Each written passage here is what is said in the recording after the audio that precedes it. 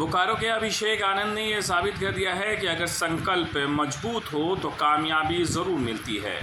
BSL के जल संसाधन विभाग में कार्यरत अभिषेक ने जेपीएससी परीक्षा में 182वीं रैंक हासिल की है।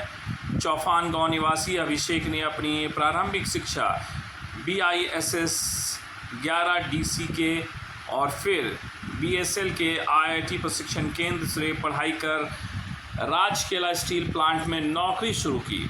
बाद में बोकारो स्टील प्लांट ट्रांसफ़र के दौरान उन्होंने इग्नू से BA किया और जेपीएससी की तैयारी शुरू कर दी। ड्यूटी के बाद यूट्यूब और टेलीग्राम जैसे ऑनलाइन माध्यमों से पढ़ाई कर उन्होंने दूसरे प्रयास में सफलता पाई है। अभिषेक को सहकारिता विभाग मिला है, जिससे वे राज्य के कृषि क्षेत्र में योगदान देना चाहते हैं।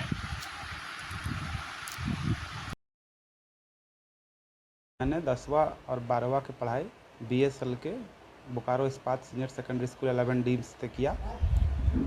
2012 में मैंने 12वां करने के बाद 1 साल का ITI का कोर्स किया है, industrial training institute welder degree से। फिर मैंने 2015 में मेरा राउरकेला स्टील प्लांट में जॉब लग गया एज ए ऑपरेटर। मैं 2015 से 20 तक राउरकेला में पोस्टेड था।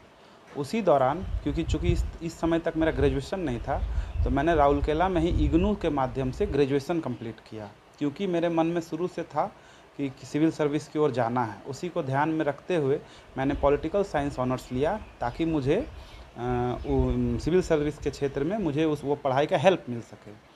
फिर 2020 कोरोना के बाद मेरा ग्रेजुएशन कंप्लीट हुआ और उसी दरमियान मेरा ट्रांसफ़र बोकारो स्टील प्लांट में हो गया। 2021 से मैं वर्तमान तक बोकारो स्टील प्लांट में कार्यरत हूँ और 2021 में मैंने 7वां जेपीएससी दिया था।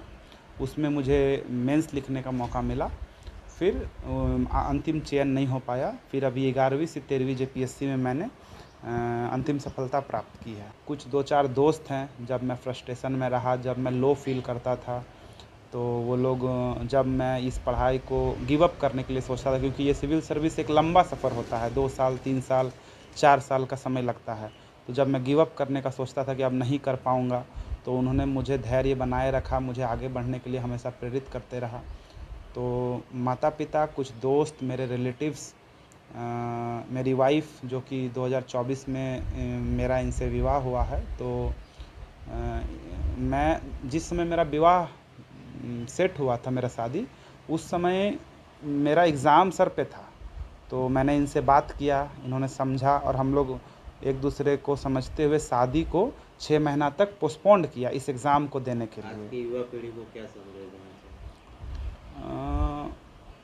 युवा पीढ़ी को मैं ये संदेश देना चाहूँगा कि सबसे पहले तो अपने शिक्षा को कभी नहीं छोड़े, अपने पढ़ाई को कभी नहीं छोड़े और एक लक्ष्य को पहले साध ले। कि जैसे कि मेरा था कि मैं 8 घंटा ड्यूटी करता था पर डे, फिर भी मैं पर डे का 3 घंटा 4 घंटा 5 घंटा जैसे मुझे समय मिलता था, मैं निकालता था पढ़ाई के लिए। अभी के टाइम पे हम लोगों की एक सबसे बड़ी समस्या है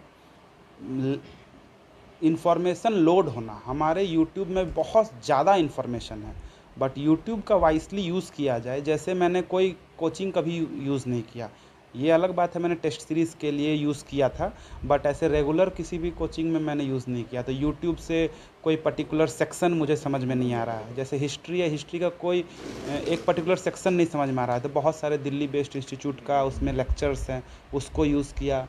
मैंने टेलीग्राम को बहुत वाइजली यूज़ किया, क्योंकि टेलीग्राम में जो यूपीएससी, बीपीएससी, जेपीएससी पूर्व के टॉपर्स हैं, उनके नोट्स अवेलेबल हैं टेलीग्राम में। तो मैंने टेलीग्राम को बहुत वाइजली यूज़ किया। तो यूट्यूब को अगर आप एक सिस्टमेटिक वे से यूज़ करें, तो यूट्यूब किसी भी तैयारी के लिए बहुत ही वरदान अभी साबित है।